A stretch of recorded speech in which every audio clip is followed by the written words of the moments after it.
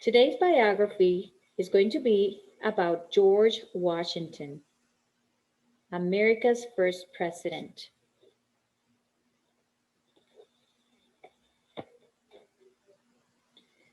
George Washington was born in 1732 and died in 1799. He is famous for being our country's first president. Born in Virginia, George Washington always had an interest in being a soldier. But when the American Revolutionary War broke out, he proved himself to be a natural leader. During the war, George Washington led the colonies to a stunning victory over England, and later, as president, united a new independent nation. Many events happened in George Washington's life that led up to his presidency. We're going to read to learn about his life.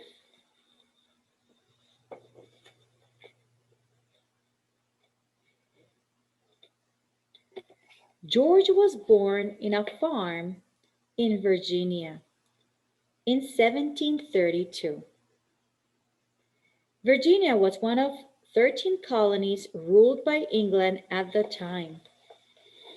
America was not even a country yet. Young George loved to ride horses.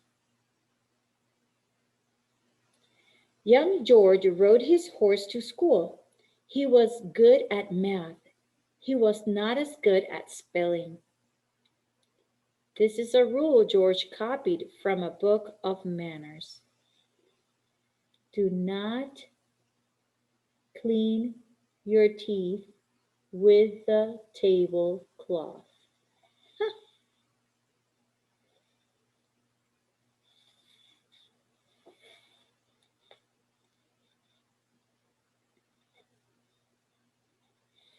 When George was 16 years old, he left home to find work.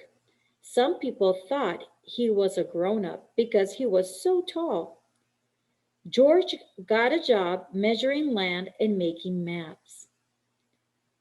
George used special tools to measure the land. I think we still use similar tools to measure the land today. George's dream was to become a soldier. When he was 20, he joined the Virginia Army. George was very brave. Soon he was put in charge of many other soldiers.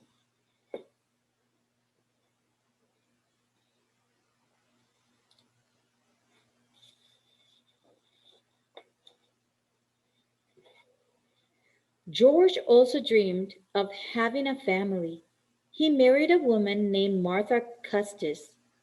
George left the army and became a farmer, but soon he had to return to the army.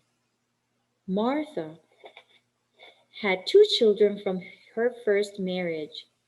Their names were Jackie and Patsy.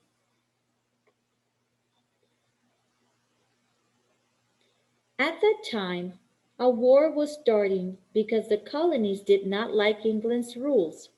The colonies formed an army, and George was chosen to lead it.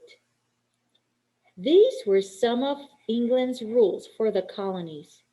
The colonies had to give money called taxes to England. The colonies had to give English soldiers food and shelter, and the colonies could not trade freely with other countries.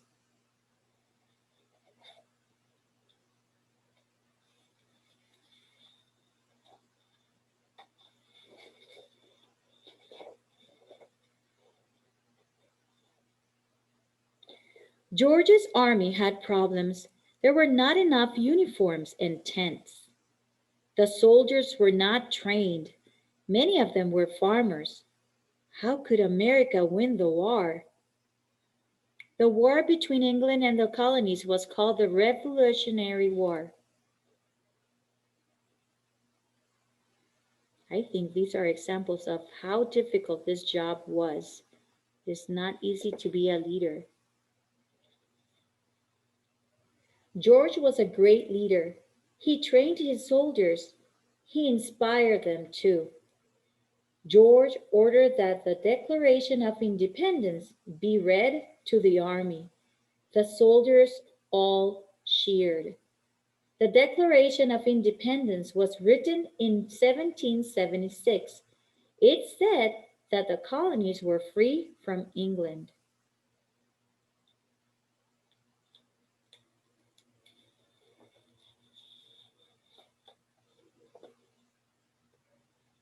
The war lasted 8 long years. There were many battles, but the colonies did not give up. The English finally asked for peace.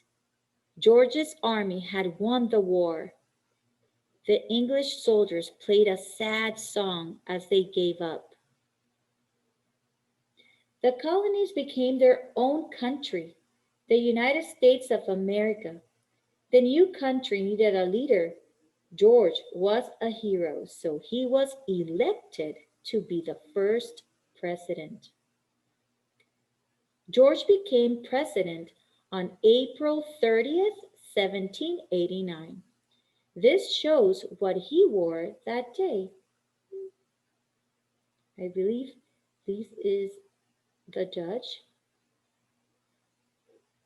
and a representative that holds the Bible, in which the president puts his hand on and swear to be truthful.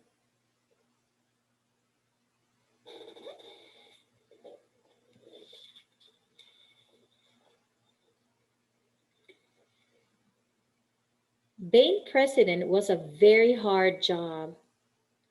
There was a lot of work to be done, and George traveled to different states. He learned about problems and tried to solve them. George signed many laws to help Americans. George could not run the country all by himself. He chose people to help him, such as Thomas Jefferson and Alexander Hamilton. Thomas Jefferson later became the third president of the United States.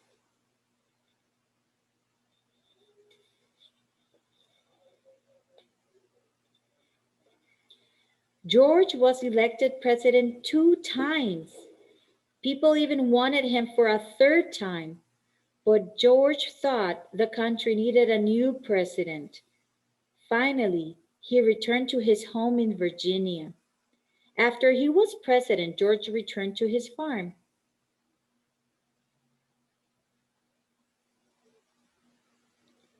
Today, there are many places named after George Washington. His face is also on the $1 bill and the quarter. America will always remember George Washington as a brave leader. The Washington Monument is in America's capital city, Washington, D.C. The city is also named after George Washington. There are different ways in which you commemorate a person's life. Monuments, representation in the money, and naming states or cities.